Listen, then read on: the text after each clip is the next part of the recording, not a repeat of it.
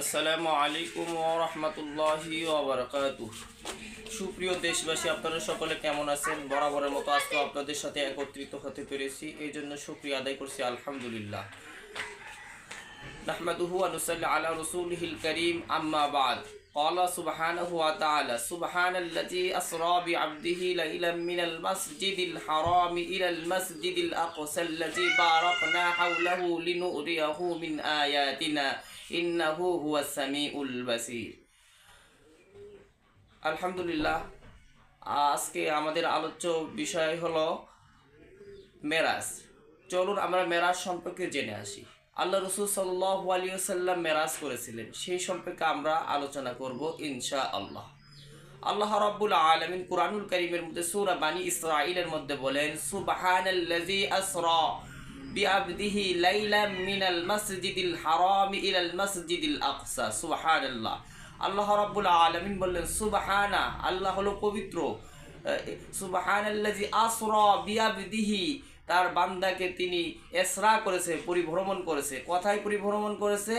লাইলাম মিনাল মাসজিদিল হারাম ইলাল মাসজিদিল আকসা, যে লাইলাম মিনাল মসজিদে আকসা থেকে মসজিদে হারাম পর্যন্ত তিনাকে ভ্রমণ করাইছেন। আর আল্লাহ রাব্বুল আলামিন তাকে ঊর্ধ্বগমন করেছেন, 7 আসমান ভেদ করে আরশে আজিম পর্যন্ত, লৌহ কুরসি কলম এমনকি এই সিদরাতুল মুনতাহা অতিক্রম করে আল্লাহ তাআলা আর সাথে দিদার করেছেন। এই মেরাজটা খুবই গুরুত্বপূর্ণ একটা বিষয়। আল্লাহ রসুল সাল্লাল্লাহু আলাইহি ওয়াসাল্লাম মেরাজ সম্পর্কে অসংখ্য অগণিত অমীয় বাণীর মধ্যে রসুল সাল্লাল্লাহু আলাইহি ওয়াসাল্লাম এর ব্যক্ত করেছেন। কারণ রসুল সাল্লাল্লাহু আলাইহি ওয়াসাল্লাম তিনি ছিলেন আল্লাহ তাআলার মনোনীত একজন নবী এবং রসুল। তিনি এমনকি তিনি এমন একজন বার্তাবাহক ছিলেন, তিনি তার রেসালাত, তার নবুয়ত সব কিছু আল্লাহ রাব্বুল আলামিনের পক্ষ থেকেই তিনি করছেন। আল্লাহ তাআলা কুরআনুল কারীমের মধ্যে বলছেন, ওয়ামা ইয়ানতিকু আনিল হাওয়া ইন হুয়া ইল্লা ওয়াহিয়ু ইউহা। হে নবী, আপনি নিজ ইচ্ছায় কোনো কথা বলবেন না। ওয়ামা ইয়ানতিকু আনিল হাওয়া, নিশ্চয় আমি যে আপনাকে আমি যে ওহী করি, আপনি সেই ওহীর উপর আপনি ইস্তেকামত করবেন। কারণ আল্লাহর নবী কোনো ইচ্ছায় কোনো কথা বলতেন না। আল্লাহর নবী আল্লাহ তাআলা যে ওহী দিতেন, ঠিক তদ্রূপভাবে সেই ওহী দ্বারাই তিনি নিয়ন্ত্রণ থাকতেন। জিবরাইলের মাধ্যমে কোনো কিছু যদি আল্লাহ তাআলা মুহাম্মদ সাল্লাল্লাহু আলাইহি ওয়াসাল্লামকে জানাইতেন, ঠিক তদ্রূপভাবে তিনি সেটাই জানতেন। আল্লাহ তাআলা কুরআনুল কারীমের মধ্যে বলেন, লাআখাযনা মিনহু বিল ইয়ামিন সুম্মা লাকাতা'না আনহু বিল ওয়াতিন। সুবহানাল্লাহ।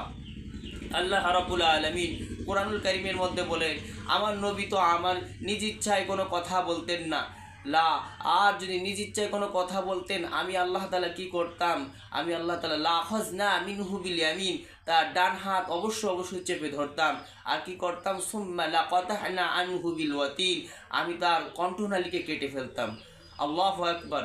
দেখুন তাহলে আল্লাহ রসুল সাল্লাল্লাহু আলাইহি ওয়াসাল্লাম যে হাবিব, আল্লাহ তাআলার হাবিব মুহাম্মদুর রাসূলুল্লাহ, তার বন্ধুকে যে এত সতর্ক, এত টেক কেয়ার করছে, এত কেয়ারফুল করছে, যে আল্লাহ রাব্বুল আলামিন তাকে কত কিছু জানিয়েছে, যে আল্লাহ রাব্বুল আলামিন তাকে ইসরা করিয়ে, পরিভ্রমণ করিয়ে তাকে মেরাজে নিয়েছেন, মেরাজ করাইছেন, ঊর্ধ্বগমন করাইছেন, এমনকি আল্লাহ তাআলার সাথে সাক্ষাৎ করেছেন।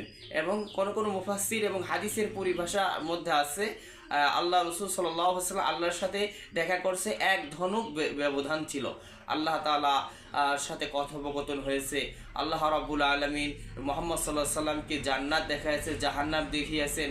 এই জন্য আমাদেরকে মেরাজ থেকে যদি আমাদেরকে কিছু শিক্ষা নিতে হয়, তাহলে রসুল সাল্লাল্লাহু আলাইহি ওয়াসাল্লামের নিয়ম এবং পদ্ধতির মধ্য থেকেই আমাদেরকে নিতে হবে। অন্যথায় নিতে গেলে সেটাকে সুন্নতে খেলাফ হয়ে যাবে। এই জন্য আল্লাহ রসুল সাল্লাল্লাহু আলাইহি ওয়াসাল্লাম বলেছেন যে আমি তোমাদের মধ্যে 2টা জিনিস রেখে যাচ্ছি, একটা হলো কোরআন, একটা সুন্নাহ। আর এই কোরআন এবং সুন্নাহ যদি কেউ আঁকড়ে ধরে, সে কখনো পথভ্রষ্ট হবে না। অর্থাৎ আল্লাহ তাআলার কিতাবুল্লাহ আর রাসূলুল্লাহ সুন্নাতুল্লাহ, এই 2টা যদি কেউ ধরে রাখতে পারে, তাহলে সে ফিতনার জামানায়, মুসিবতের সময় সে কখনো বিপদগ্রস্ত হবে না।